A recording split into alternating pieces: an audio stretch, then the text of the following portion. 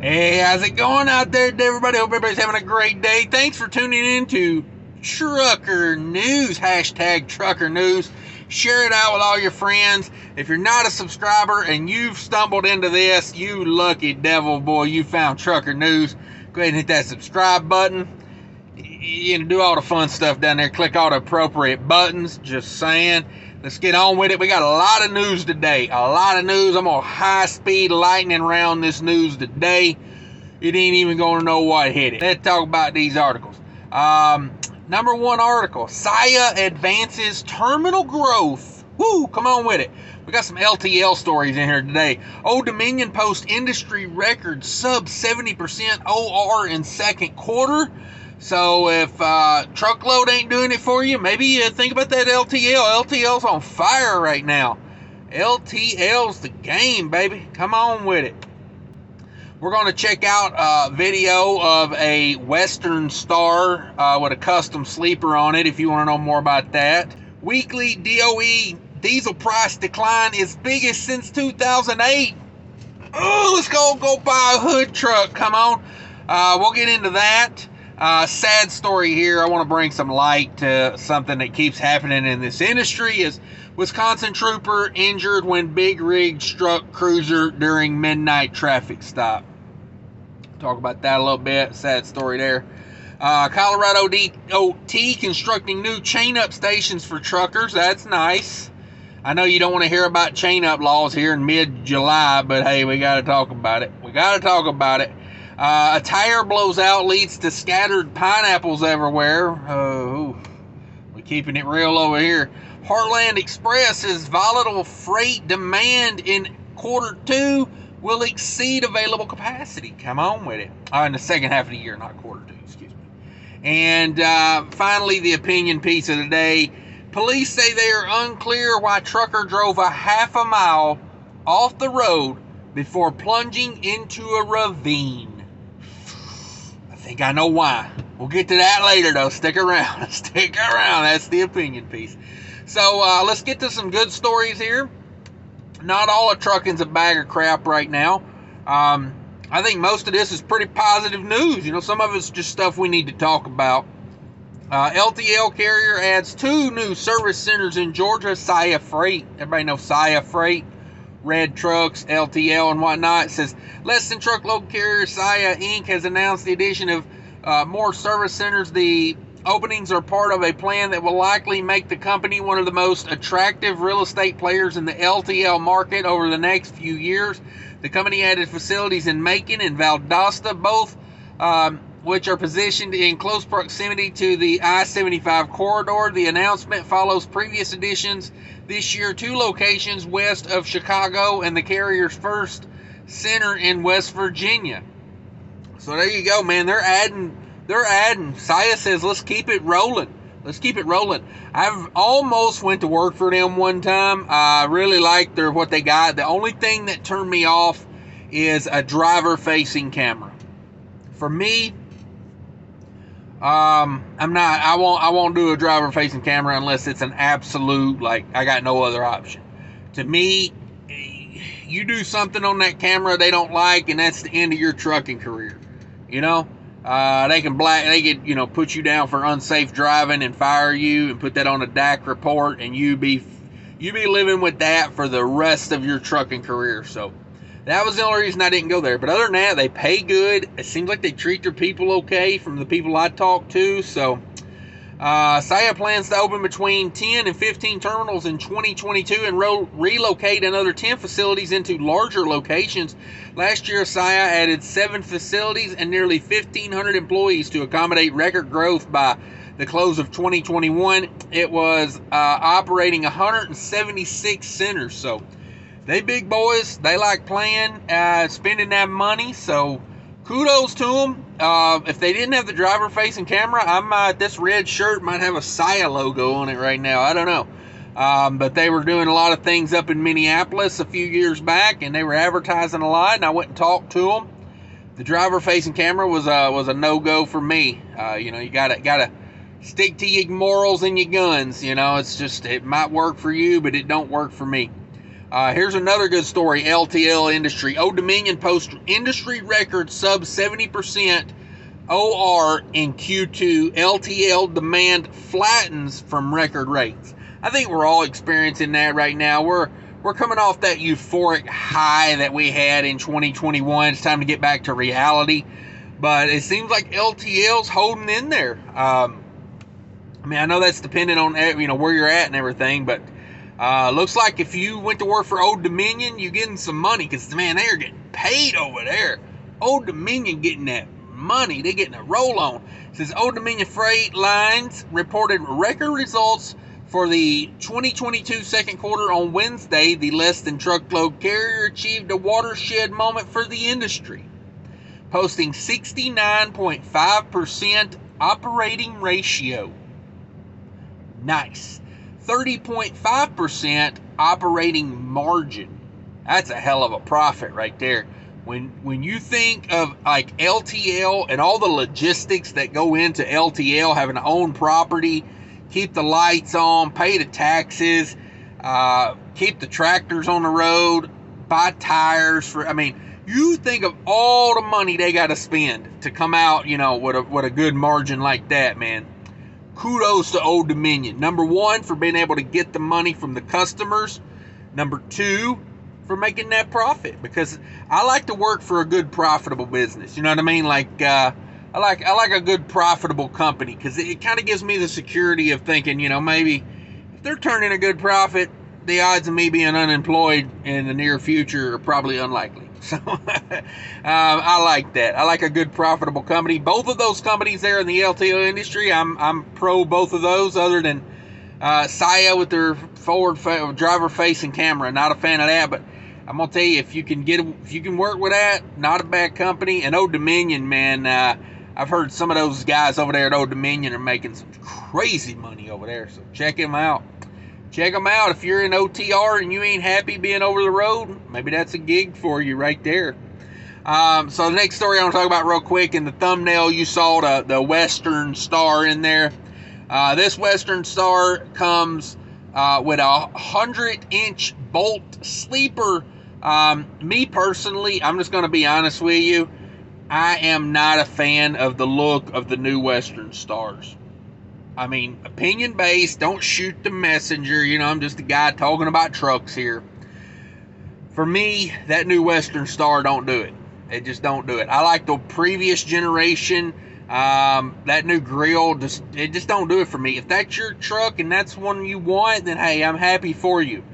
But for me, that new Westernstar just don't get it done for me. But this particular one here comes with a Bolt custom sleeper with all the comforts of home. It says one of the most interesting features of the truck is in a sitting area that converts into a sleeping area thanks to a built-in wall-mounted Murphy bed. Wow, you could get a Murphy bed in a Westernstar. Who would ever thought we'd see the day? It comes with a bathroom, a kitchen, and a Murphy bed. So there you go. And it does not give a price on it. I'm not going to call about it because I'm not that interested in it. But there you go. If you want to spend a bunch of money and get yourself a Murphy bed, you can get it in a Westernstar now. All right, let's talk about some happy, joy news here. Weekly DOE, Department of Energy, diesel price decline is biggest since 2008. Come on.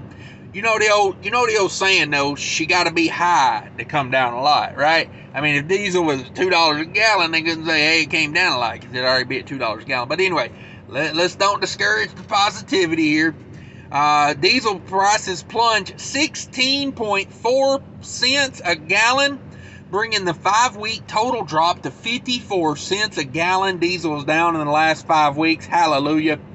Average price for the week effective 7/25/22 is $5.27 a gallon. $5.27 a gallon. It's good news. Let's hope we continue to go down on that and rates at least maintain. Then hey, it'll be a little bit more profit for us. You know what I mean? So that's good news. Hopefully And I had a buddy tell me the other day, he said, hey, you know, the thing about diesel prices is they're going to drop them down to probably about, you know, $4.50 a gallon, and we'll all be happy because it'll be $4.50 a gallon. And he's so right, because 2 years ago it was half of that. You know what I mean? Like, but hey, if you run it way up and then bring it down a little bit, people get happy because it's down a little bit. You know, it's like the grand scheme of things, we're still getting it stuck to us, but yeah, hey, a little bit of relief goes a long way. It's what the people over there at Mydlanta have told me before. So here's a story. This is a PSA right here, man. Come on with this, guys. Wisconsin trooper injured when big rig struck cruiser during midnight traffic stop. Get the hell over. I know my guys that watch this regularly, you know, they ain't the ones doing this, you know. It's the you know, ride around with your phone up here, you know, like, I don't know, how much do you see that these days, riding around with the people in a damn semi with their phone just like it ain't nothing, you know. Like, I wish they would put up billboards that said, you know, the fine for riding in a semi truck and or driving a semi truck and holding a cell phone is like, you know, almost $3,000 to the driver and $10,000 to the carrier. I wish they would put up billboards for that. Maybe like on the electronic billboards, you know, and just to let people know, just say, hey, you know, like when you're riding that middle lane at 10 mile an hour less than everybody around you on your phone swerving, hey, you know. But anyway, that's probably what's going on here. You know, because how do you not see a state trooper on the shoulder with his lights on? And boy, I tell you, I'm really making an effort here lately to slow down and get over, even if I have to slow way down. I'm going to do it, because the other day I had an issue where a skirt came off a trailer going down the road. I had to pull over on the shoulder just to strap it up enough to where I could get it off the road. And let me tell you, people don't get over for you. They don't give a damn. I was parked on the straightest stretch of road. You could probably see me sitting there with my flashers on for a mile out. No one made an effort to get over. Like maybe a couple trucks did, but for the most part, I mean, even with no one in the left lane, they just blow right by you 2 foot away from you. And I'm just like, damn, like nobody got no respect for life anymore, do they? So it says a Wisconsin State Patrol trooper suffered injuries in a crash with a commercial motor vehicle early Wednesday morning. The crash occurred around 12 a.m. on Wednesday, July 27th near Black River Falls in Jackson County, Wisconsin. Wisconsin State Patrol said the trooper was inside of his cruiser while conducting a traffic stop on I-94 at mile marker 118 south of Wisconsin 54 when approaching semi-tractor trailer lost control and struck the cruiser and rear quarter panel of the vehicle that had been stopped. So, you know, trooper sitting there with his lights on, and you can't, driver lost control. What does that mean? Of his bowels when he hit the trooper? Because I mean, how you just cruising down the road and then all of a sudden, oh no, a state trooper, I've lost control. To me, guy was probably fell asleep or on his phone. You're doing something stupid, I'd bet. The truck driver and the driver who was pulled over were not hurt in the crash. The trooper suffered non-life-threatening injuries. The crash is now under investigation. I hope they throw the book at that ass. That's what I hope. Yeah, they say, please move over for stopped emergency vehicles. If you cannot move over, at least slow down. Exactly. I mean, what is 2 seconds of your day to not kill somebody, right? Man. Colorado DOT is constructing some new chain-up stations for you guys that run out there in Colorado. I know you don't want to hear about this in July because, you know, you don't want to think about winter, but hey, let's face it, in Colorado, you're probably 2 months away from winter over there on Vail Pass, am I right? Colorado Department of Transportation will soon begin on a new project to construct chain-up areas for truckers and motorists near Alma and Grant.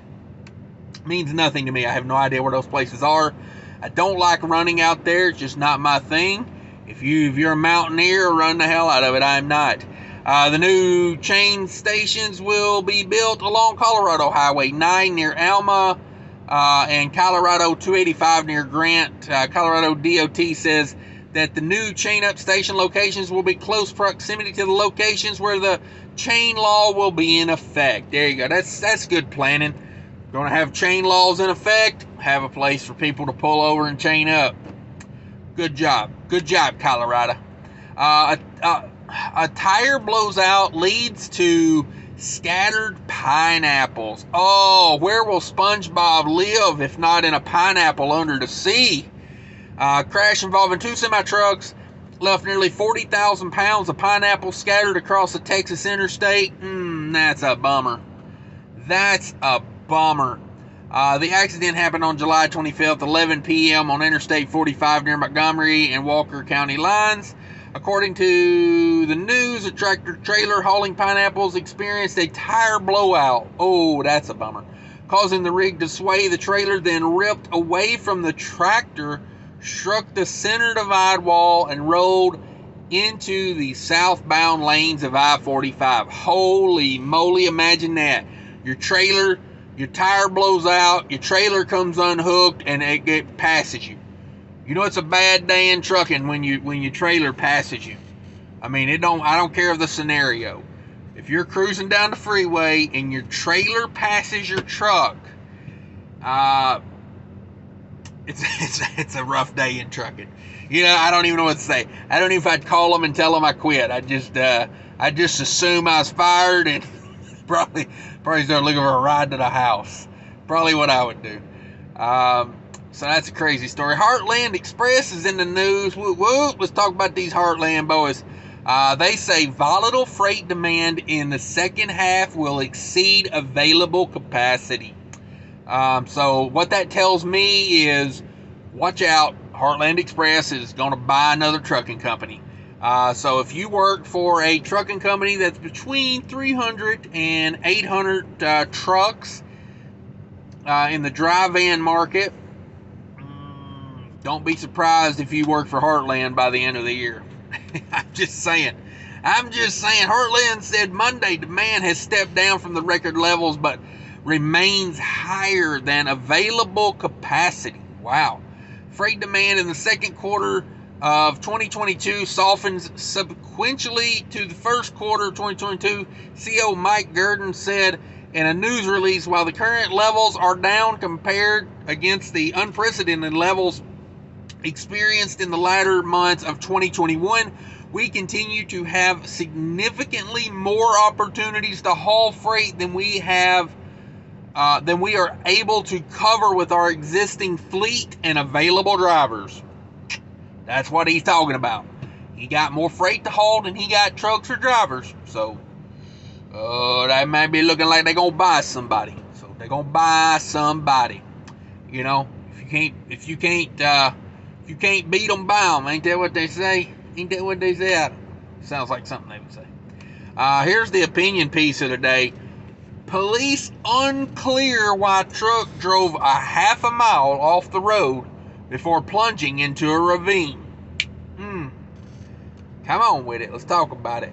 Truck driver was rescued on Wednesday after driving off the road and into a ravine, officials say.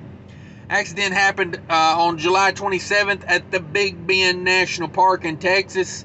On July 27th, according to the News and Observer, the truck driver traveled a full half a mile off the roadway before plunging into a ravine near the park's visitor center and U.S. Border Patrol facility. The truck driver was then rescued from the ravine by park rangers and Border Patrol agents and was carried out on a stretcher. The unnamed driver was then taken to a nearby hospital for observation. Officials did not disclose the current condition of the driver. It is still unclear why the truck driver drove so far off the roadway. No further information has been released. I need to call him and tell him I know what happened. He thought there was a river down there. You know, he rolled his window down. You know, step two. Hey, here's the thing. When there's no river available, drive her into the ravine, I always say. You know, he's probably thinking, hey, that looks like a river over there, you know, but, You know, it's dry out there in Texas right now, so probably wasn't no water in it, you know. He's probably trying to get out of that truck payment. Come on. That would be my opinion on it. I don't know. What do you guys think happened? That's just my thoughts, trying to put it in the river, you know, as I always say. Step 1, roll down the window. Step 2, put it in the river. But that's it, guys. Thanks for watching Trucker News. If you made it this far, smash the like button for me. Subscribe if you're not a subscriber. Do all that thing. Lots of links down in that description to check out. And until later, take care of each other. Remember, people are more important than trucking.